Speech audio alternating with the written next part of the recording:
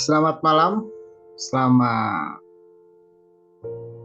berjumpa kembali dalam filsafat akal sehat. Ya, sekarang kita akan bahas mengenai filsafat, yaitu filosofi, tujuan hidup, kejahatan, takdir, dan perjuangan. Wow, kalau kita dengar perjuangan, ya itu termasuk kayak filsafat motivasi ya. Tujuan hidup, filosofi hidup, tentang kehidupan, kejahatan, dan takdir. Kita akan bahas secara reflektif, secara melalui kacamata filsafat. Socrates pernah bilang bahwa orang bijak itu akan mengatakan, "Who are you?" Siapa kamu? Siapa dirimu? Untuk mengenal dirimu, pertanyakan kembali mengenai refleksivitas.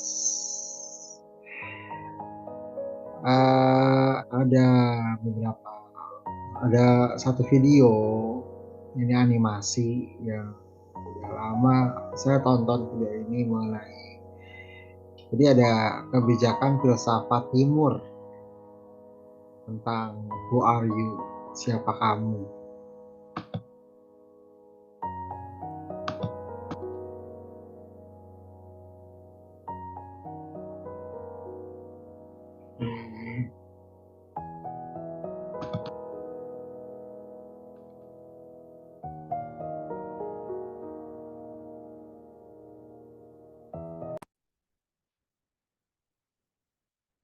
You are the Dragon.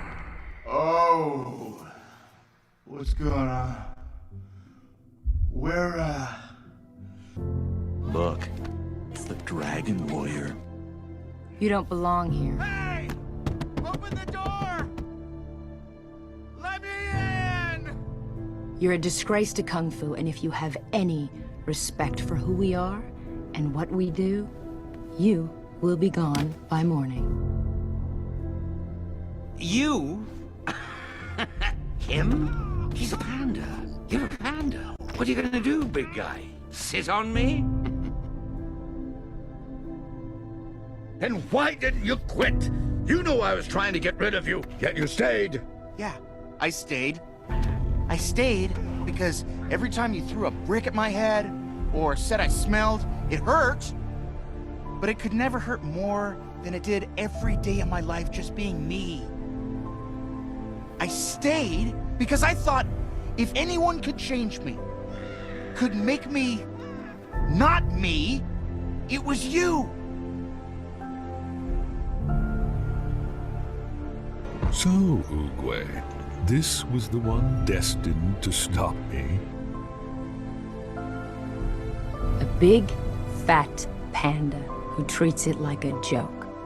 I probably sucked more today than anyone in the history of Kung Fu, in the history of China, in the history of sucking. Probably. 5! Man, you should have seen them. They totally hate me. Totally. How's Shifu ever gonna turn me into the Dragon Warrior? I'm surprised you remember so little, but you were so little when it happened. You think knowing will heal you, huh? Fill some crater in your soul. Well, here's your answer. Stay down.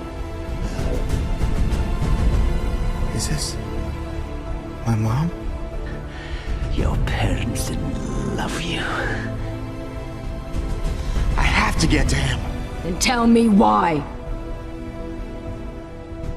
He was there, okay? The peacock was there the last time I saw my parents. He knows what happened, where I came from, who I am.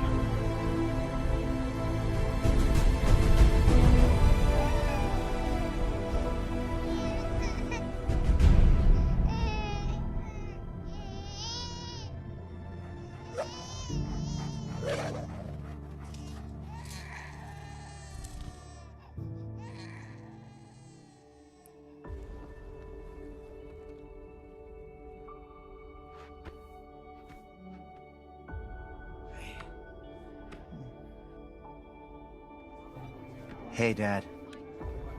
Poe! Oh, Poe, your story may not have such a happy beginning, but look how it turned out. You got me, you got Kung Fu, and you got noodles. Oogway saw greatness in you, Paul. More than you can see in yourself. Your story may not have such a happy beginning, but that doesn't make you who you are. It is the rest of your story. Who you choose to be. Maybe I should just quit and go back to making noodles.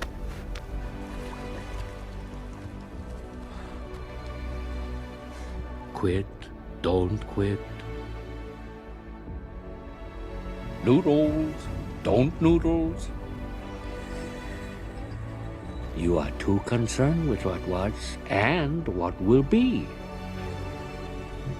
So, who are you, Panda? Yesterday is history. Tomorrow is a mystery, but today is a gift. That is why it is called the present.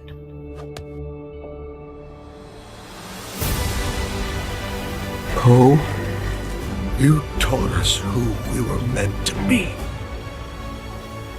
A father. A friend. A family. I love you, Dad. I love you too, son. Do you want to learn Kung Fu? Yeah. Then I am your master. Okay. Go Dragon Warrior to Phantom Valley!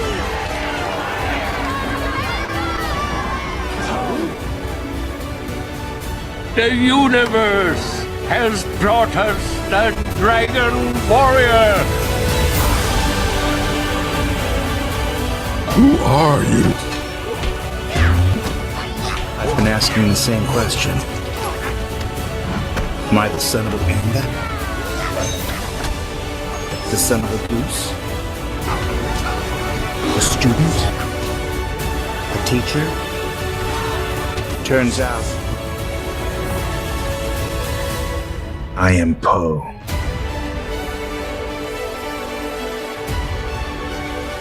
You are a Dragon Warrior. Master. Master.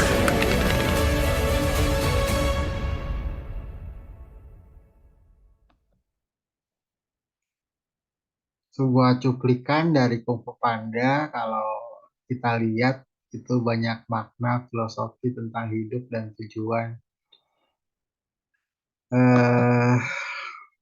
Oke. Jadi secara filosofi pasti tujuan itu, jadi tujuan kehidupan manusia itu untuk merealisasikan diri menjadi semakin sempurna dan utuh. Kesempatan baginya untuk merealisasikan diri. Kesimpulannya ini berangkat dari penyelidikan dan fakta manusia tidak pernah merasa hidupnya sudah sempurna. Sebaliknya, ia mengalami dirinya selalu ditarik ke atas, ke arah kesempurnaan, kebijaksanaan, keutamaan, arti, kebaikan yang terus-menerus. Dengan kata lain, manusia tidak pernah menerima dirinya sebagai yang sudah sempurna, sudah utuh, sampai kehidupan itu sendiri di dalamnya bertemu dengan kematian. Yang kedua, untuk menjalani proses menuju hakikat. Kematian bagi manusia tidak diterima sebagai sesuatu yang wajar. Ketika seseorang menyadari kematian dirinya atau orang yang dikasihnya, ia buru-buru mengusir dari kesadarannya itu, atau orang yang tidak mengusir dari kesadarannya itu tetap membayangkan dengan penuh ketakutan. Manusia menolak kematian. Padahal kehidupan setiap orang pasti menuju secara perlahan-lahan pada kematian. Ini disebabkan oleh kenyataan bahwa dalam diri manusia ada benih kehidupan sesudah kematian. Kehancuran tubuh fisik karena kematian bukannya membuat kehidupan berakhir, melainkan ia tetap berlanjut. Dalam hal ini, jiwalah yang berperan. Situasi sekaligus menunjukkan tentang jiwa yang rindu akan hakikat, yakni kehidupan setelah kematian. Dengan demikian, tujuan hidup yang kedua ini hendak menegaskan mengenai proses yang harus dilalui manusia dalam perjalanan menuju hakikatnya, yaitu kehidupan setelah kematian. Tidak ada pun di dunia ini yang mampu untuk memenuhi hasrat manusia untuk mengalami kebahagiaan yang paripurna atau definitif. Setelah seorang mengalami kebahagiaan, euforia, kebahagiaan itu seolah memudar dan lenyap. Coba refleksikan, kalau yang sekarang sedang mengalami kegundahan, kegelisahan, tertarik napas sejenak, dan bayangkan di dalam dada tentang masa-masa kebahagiaan. Ambil itu semua. Kita bayangkan. Refleksikan. Tarik nafas, buang. Itu yang akan terjadi. Hormon-hormon bekerja, hormon kebahagiaan bekerja, endorfin, hormon ketenangan. Sehingga menuntut pemenuhan lagi. Hal-hal di dunia ini sering menipu manusia. Sebab tampaknya dapat memberikan kebahagiaan yang sempurna. Kenyataannya tidak demikian. Menurut pengalaman manusiawi yang mengajari bahwa tidak ada satu hal di dunia ini yang dapat memberikan kebahagiaan sempurna. Mengusahakan kebahagiaan sempurna di dunia ibarat menyelami sumur tanpa dasar, yang artinya merupakan usaha yang sia-sia.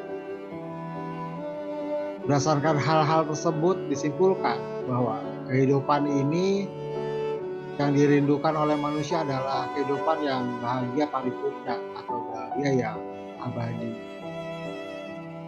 Kehidupan bahagia yang paripurna tersebut diawali di dunia ini dengan cara mencintai kebijaksanaan, keutamaan, kebaikan sesuai dengan ajaran Plato, filosof yang jiwanya didorong oleh rasa rindu akan yang baik. Suatu hal yang konkret yang mencintai kebijaksanaan adalah dengan berusaha secara konsisten menjalani kehidupan berdasarkan pada proses kerelaan dan melepaskan, memberi dan menerima. Menjalani kehidupan sebagai proses yang melepaskan berarti hidup dengan kesadaran bahwa kehidupan adalah proses pelepasan. Secara terus-menerus sampai pada akhirnya tiba pada suatu pelepasan yang radikal, yakni melepasnya badan dan jiwa.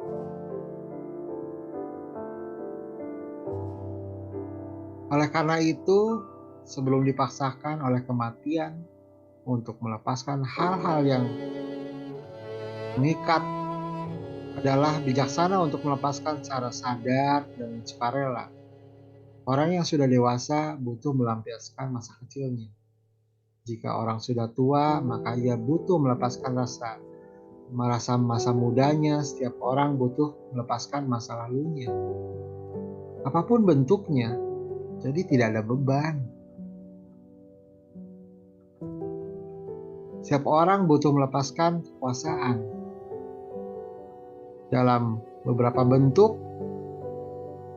Secara singkat, orang butuh melepaskan diri dari kelekatan terhadap kenikmatan, kekuasaan, kekayaan, dan lain-lain yang menghalanginya untuk menjadi lepas tanpa batas.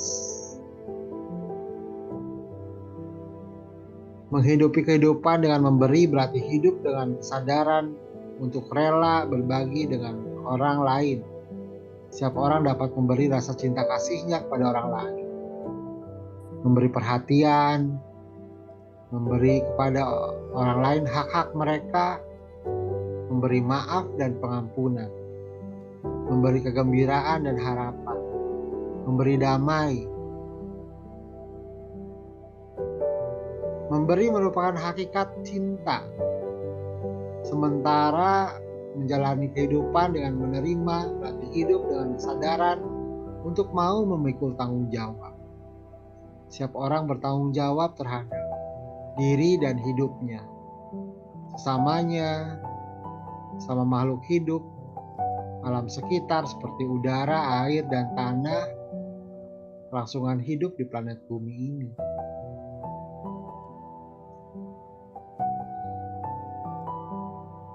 Kecenderungan jiwa manusia pada kehidupan adalah kematian dan kebahagiaan dapat ditarik kesimpulan bahwa kehidupan setelah kematian benar-benar ada.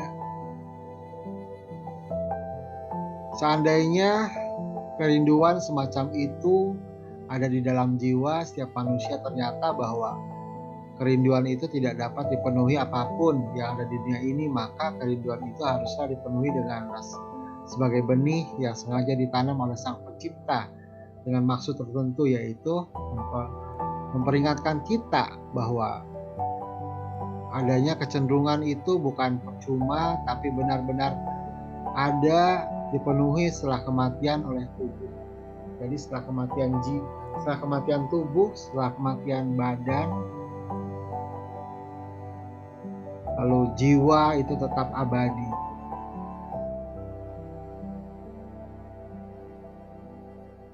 Jadi Sang Pencipta menanamkan buah keabadian itu tetap menaruhnya, maka setiap saja dengan mengatakan bahwa Sang Pencipta itu tidak menepat bahwa Sang Pencipta tidak menepati janjinya. Dan jika Sang Pencipta tidak menepati janjinya, berarti dia bukan Allah lagi. Namun di sini Sang Pencipta menepati janjinya.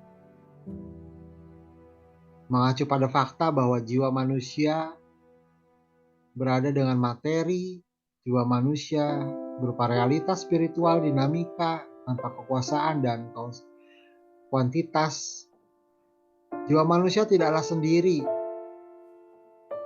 atas bagian-bagian materi, sehingga jiwa tidak bisa bercerai-berai atau hancur setelah tubuh ini mati. Dengan kata lain, ciri yang ada pada jiwa itu membuatnya tidak dikenal dengan hukum-hukum materi atau seperti pembusukan. Dengan demikian dapat dikatakan bahwa setelah kehancuran badan, jiwa tetap bertahan, yang berarti bahwa adanya kekalahan jiwa menunjuk pada kehidupan setelah kematian.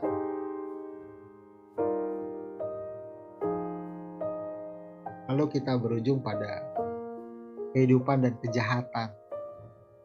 Ini hal penting.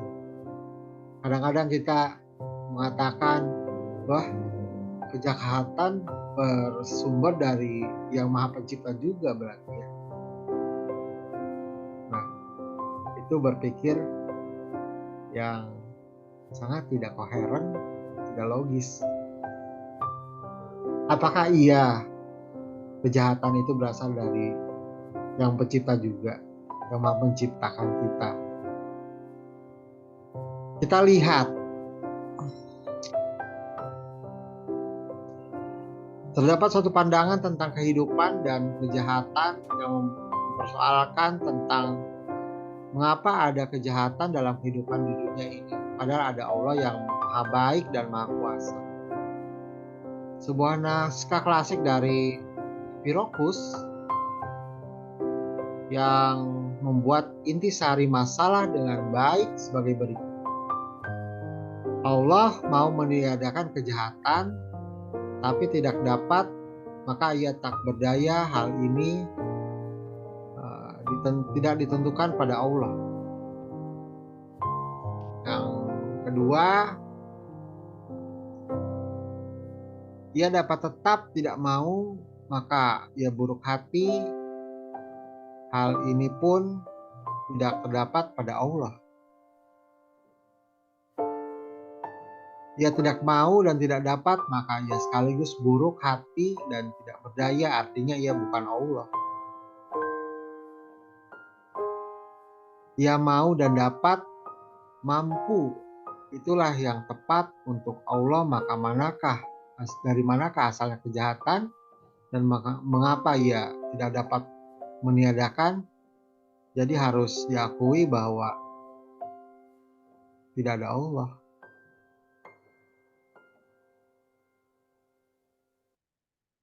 Jadi mengutip sambutannya Roger sebagai berikut.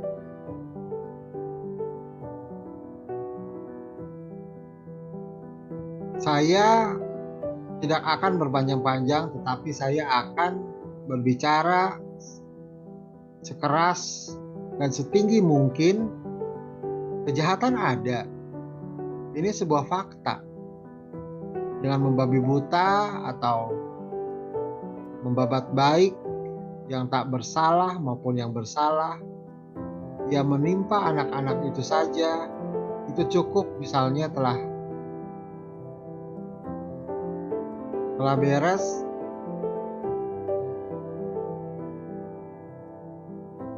tidak ada apapun atau seorang pun yang akan membebaskan Allah dari derita seorang anak kecil yang tak bersalah. Betul, tidak ada selain fakta bahwa ia tidak ada. Namun ada keberatan bahwa postulat-postulat tersebut. Kebaikan ada, maka Allah ada. Argumen ini memiliki kedaulatan yang lebih tinggi daripada kejahatan. Maka Allah tidak ada. Kalau pada kejahatan ada, maka Allah tidak ada, karena adalah pasti bahwa kebaikan tidak dapat dimengerti tanpa adanya Allah. Ya, dapat dibayangkan ya. Kebaikan tidak dapat dimengerti tanpa adanya Allah. Tetapi tidak pasti bahwa kejahatan tidak dapat dimengerti dengan adanya Allah. Kejahatan merupakan suatu yang saja dapat dalam suatu ciptaan. Jadi ada dalam bentuk ciptaannya. Misalkan ciptaannya itu manusia. Dalam pengertian bahwa karena ciptaan itu terbatas dan tidak sempurna, maka dapat terjadi bahwa ada kejahatan yang bersumber dari ciptaan yang terbatas tersebut. Untuk lebih jelasnya, seorang filosof, Lehi, mengajak untuk mengamati ciptaan dari dua aspek, sebagai dunia material dan sebagai dunia manusia. Dunia material ini di mana muncul berturut-turut makhluk hidup dan manusia, adalah himpunan yang berbeda-beda dan bermacam-macam, dan yang asing satu terhadap yang lain, maka dunia material mengandung kemungkinan untuk berbenturan. Semakin berkembang perasaan dan kesadaran dalam makhluk hidup itu, semakin besar pula kemampuannya menderita.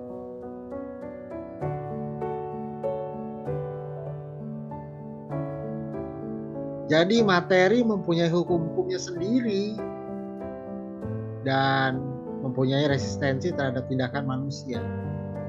Manusia hanya dapat menguasai dengan satu usaha dan karya yang gigih serta menyakitkan. Manusia berdasarkan konstitusi hayatinya adalah makhluk yang bernyawa, terbatas, lemah, mudah terluka, dan kodratnya ia tidak luput dari kehausan dan keusangan serta kematian. Dalam keadaan demikian, Allah dituntut untuk campur tangan dalam ciptaannya. Akan tetapi perlu disadari bahwa Allah juga menghormati ciptaannya beserta hukum-hukumnya. Allah telah menciptakan manusia dengan inteligensi dan kebebasan, tapi sekaligus di situ terkandung kemungkinan munculnya kejahatan moral.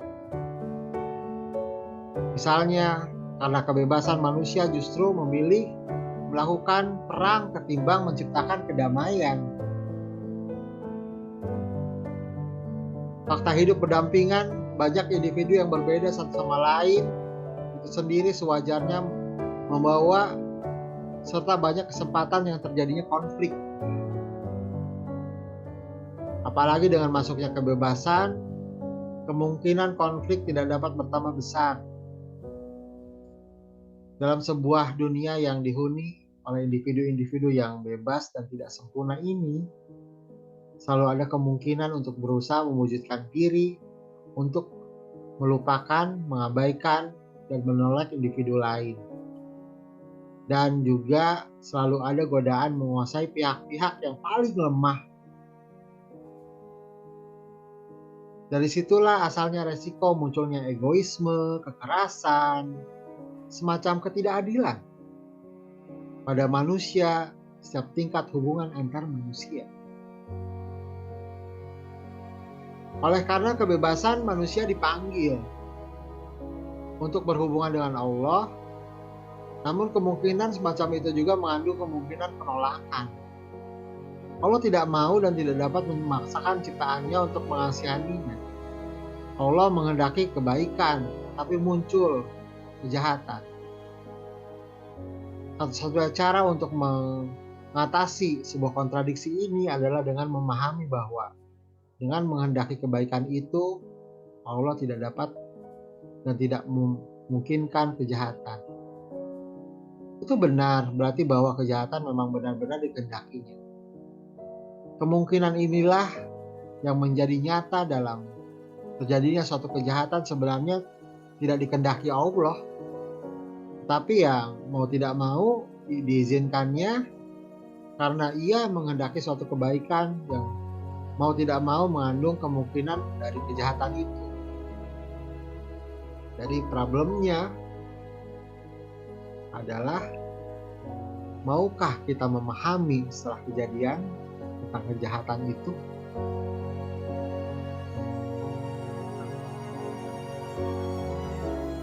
Jadi Allah itu sebagai Sang Maha Guru yang mengajarkan umat manusia yang sangat luar biasa, sangat lembut, sangat halus.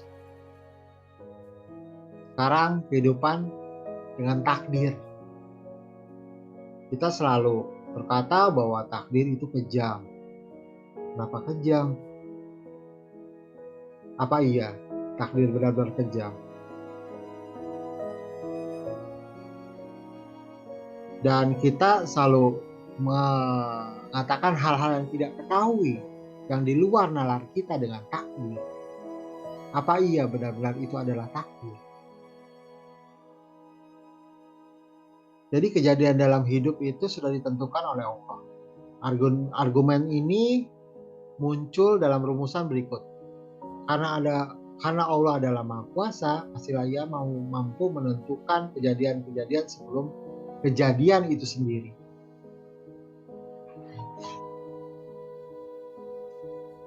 Zenon, seorang filsuf dari Yunani kuno, pendiri aliran filsafat Stoa. Nama Stoa diambil dari kata Yunani yaitu Stoa Polki atau tiang-tiang pilar yang penuh hiasan, yakni tempat filsuf berkumpul dan berdiskusi. Para pengikut aliran Stoa dan kaum Stoa mendiskusikan masalah takdir yang kemudian menyulut perdebatan di antara para filsuf sezamannya.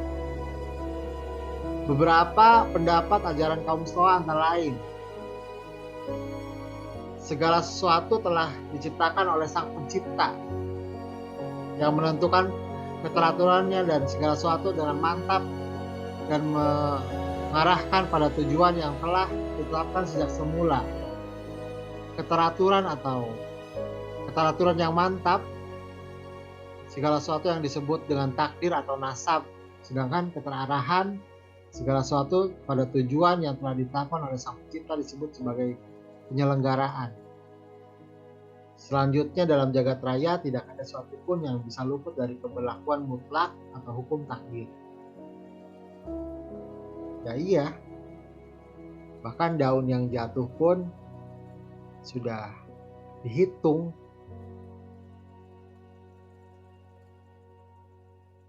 Ada ajaran tentang keharusan mengikuti hukum takdir, di mana manusia hendaknya mengikuti satu saja suratan takdir tentang nasib bagi dirinya. Dengan demikian, ia akan mencapai keselarasan dengan takdirnya, akan membawanya pada kebahagiaan. Kalaupun manusia mencoba melawan hukum takdir, usaha itu tidak akan berhasil karena akibatnya ia akan susah sendiri. Jadi hukum takdir itu harus ditaati terlepas dari perasaan senang atau tidak senang, tergantung atau merugikan. Jadi itu. Yang ketiga, sebuah kebebasan. Manusia tidak berarti bahwa manusia bebas dari takdir, melainkan bahwa ia secara sadar rela menyesuaikan diri dengan hukum alam yang tidak terelakkan itu.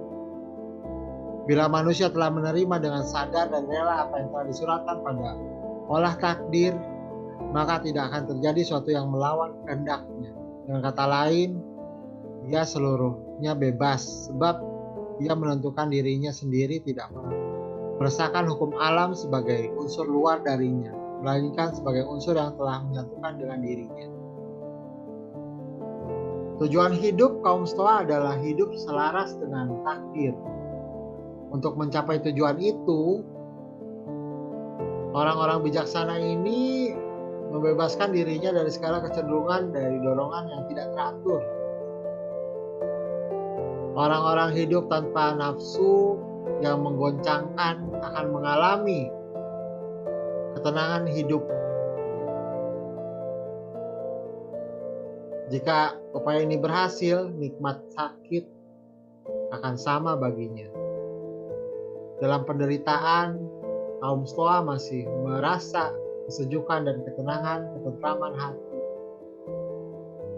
Dalam kehidupan sehari-hari, dapat saja terjadi di hadapan pada pilihan yang tidak dapat diterima karena secara emosional ia tidak mampu menanggungnya. Misalkan, suatu saat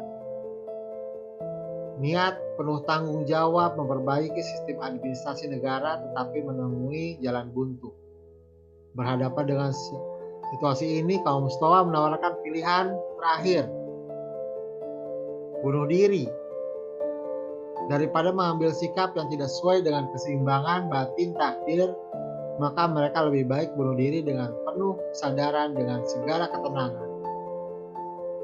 Ajaran ini dipraktikkan oleh kaum Zenom sendiri dengan bunuh diri, di antara lain mengalami luka berat setelah terjatuh. Ajaran takdir kaum Stoa ini segera menuai serangan dan tantangan dari para filsuf. Semasanya itu ia memberikan minimal dua alasan, yaitu alasan teoritis dan alasan masalah praktis. Menurut mereka, kaum Stoa menekankan pada peranan mutlak takdir atas perjalanan segala sesuatu yang termasuk atas perjalanan hidup manusia. Mereka mempertanyakan bagaimana orang dapat mengetahui mana yang berupa takdir, mana yang bukan. Artinya mana yang bisa diubah dan mana yang harus diterima begitu saja. Misalnya kalau seorang menyaksikan satu kelompok orang lain yang diserang, ditindas, diperas, kemudian hanya sekedar mengatakan bahwa itulah takdirnya, ataukah sebaiknya akan menghadapi penindasan itu, takdir manusia, karena harus ada yang didobrak. Misalkan ada orang kecelakaan di jalan, lalu kita bilang itulah takdirnya, tapi kita tidak menolongnya. Jadi itu yang harus dipertanyakan tentang takdir. Kita tidak boleh menjudge bahwa itu takdir. Tapi takdir itu memang hal yang tidak diketahui oleh kita. Masalah praktis. Menurut para penentang ajaran kaum Stoa, karena ketidakjelasan dalam hal takdir atau hukum nasib, maka menjadi tidak jelas pula tindakan mana yang mesti diambil yang sesuai dengan hukum takdir. Apakah tindakan bunuh diri merupakan tindakan yang tepat atau sebenarnya merupakan tindakan pengecut sebab lari dari tanggung jawab untuk semakin menyempurnakan hidupnya. Selanjutnya, para penentang ajaran kaum Stoa, hukum nasib, maka menjadi tidak jelas pada tindakan mana yang mesti diambil sesuai dengan hukum takdir itu. Apakah tindakan bunuh diri merupakan tindakan yang pengecut sebab lari dari tanggung jawab untuk semakin menyempurnakan hidupnya? Selanjutnya, para penentang ajaran kaum Stoa mengemukakan bahwa kalaupun orang tahu apa yang merupakan takdir dan ia menerima itu, kemudian berbagai usaha yang dilakukan untuk hidup dengan baik menjadi tidak perlu lagi. Sebab segalanya sesuatu sudah ditentukan oleh suratan takdir, orang tinggal nunggu saja. Jadi tinggal diam, duduk, lalu kita lihat. Dan takdirnya tiba. Dengan alasan yang sama, seorang pembunuh berdarah dingin dengan membunuh orang lain, lalu membenarkan tindakannya dengan berkata bahwa tindakan itu sudah merupakan suratan takdir. Namun kalau begitu, lalu kebebasan dan tanggung jawab pribadi menjadi absurd dong.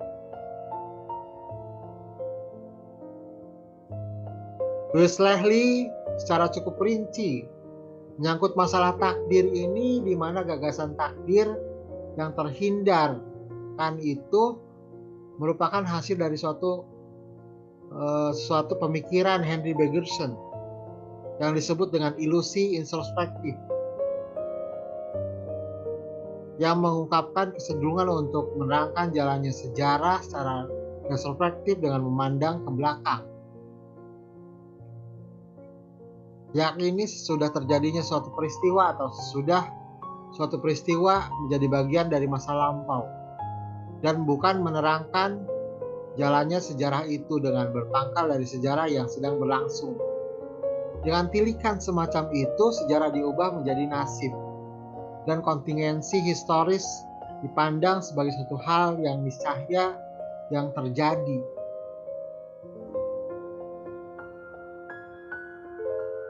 Sejalan dengan pendapat tersebut, peribahasa yang berbunyi dengan quod fecum est in factum verniquit, yang berarti bahwa peristiwa terjadi, tidak ada sesuatu pun yang mengubahnya, dan kekuasaan di duniawi maupun surgawi tidak dapat mempengaruhinya lagi. Dari pandangan itu, tinggal selangkah saja masuk ke pandangan bahwa segala sesuatu terjadi secara tak terhindarkan. Misalkan, mahasiswa yang gagal dalam ujian selalu tergoda untuk berdalih, aku tidak dapat berbuat apa-apa, memang sudah nasibku akan gagal. Tetapi kita lihat, apabila seorang beragama, ia mungkin menambahkan bahwa suatu hal sudah merupakan kehendak Allah sejak dahulu. Tentu saja orang tidak dapat berbuat apa-apa lagi setelah kegagalan itu terjadi selain mulai belajar lagi. Akan tetapi itu sama sekali tidak berarti bahwa kegagalan itu terjadi secara fatalistik tanpa kemungkinan untuk menghindarkan setidak-tidaknya. Seandainya mahasiswa tersebut belajar dengan lebih baik, dengan demikian kita melihat bahwa gagasan takdir sebagai sesuatu yang tidak dapat dihindarkan adalah gagasan yang bukan tidak konsisten, tapi juga berbahaya, sebab merupakan suatu cara yang mudah untuk mengingkari tanggung jawab pribadi terhadap kehidupan ini. Jadi apakah dibenarkan untuk bunuh diri? Tidak, kan? Pembicaraan tentang takdir tidak dapat juga dilepaskan dari kebebasan dan determinisme, yaitu paham mengatakan bahwa kebebasan manusia itu hanyalah ilusi. Pernyataan yang benar bahwa manusia itu dideterminasikan atau dibatasi ditentukan oleh hukum-hukum alam. Sebagian takdir terkait pada determinisme lingkungan fisik. Pandangan ini sama sekali tidak dapat dibenarkan karena masalah kebebasan diletakkan secara salah sebab kebebasan menjadi suatu pelanggaran hukum-hukum determinisme yang menentukan alam semesta.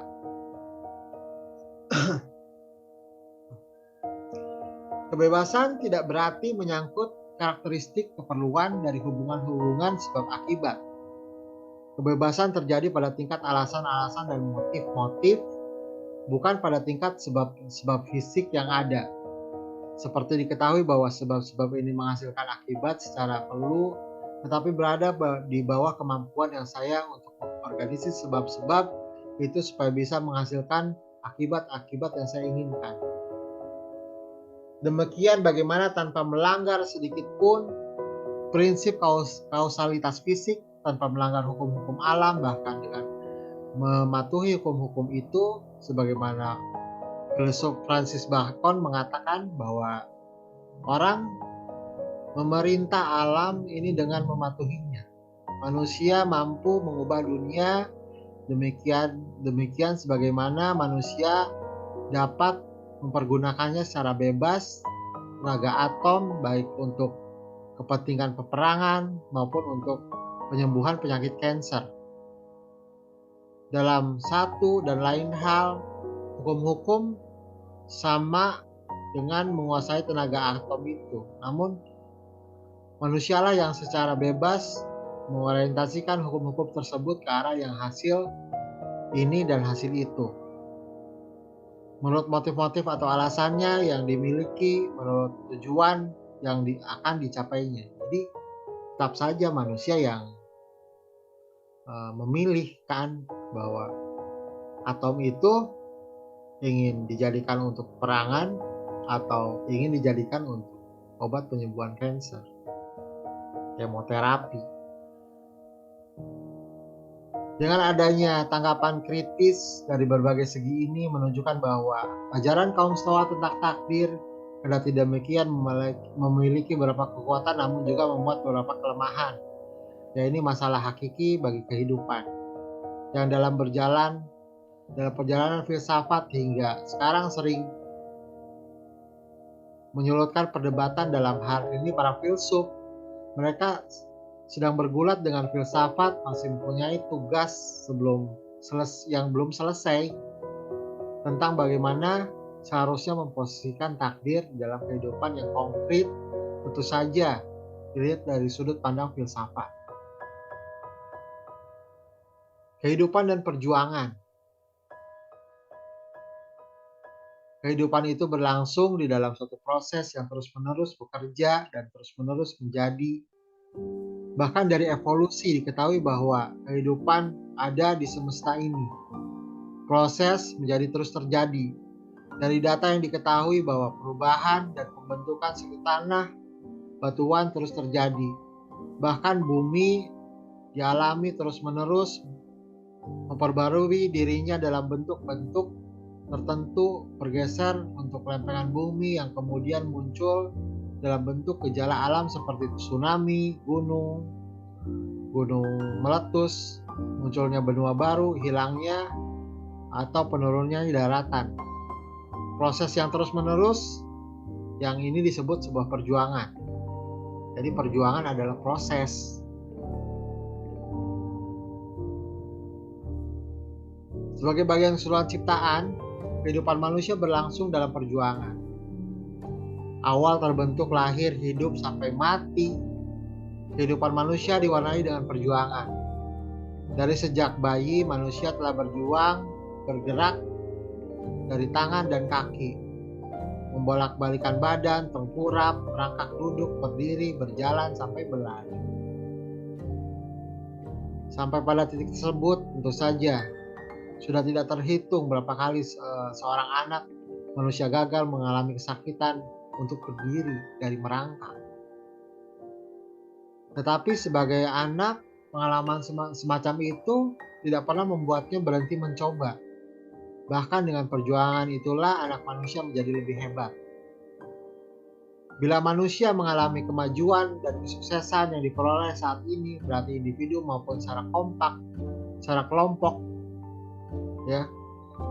Hal ini karena perjuangan manusia sebelumnya, dengan kata lain, kemajuan apapun yang telah dicapai manusia hingga saat ini, bahkan yang tidak pernah terbayangkan sebelumnya, semuanya merupakan hasil dari perjuangan terus-menerus.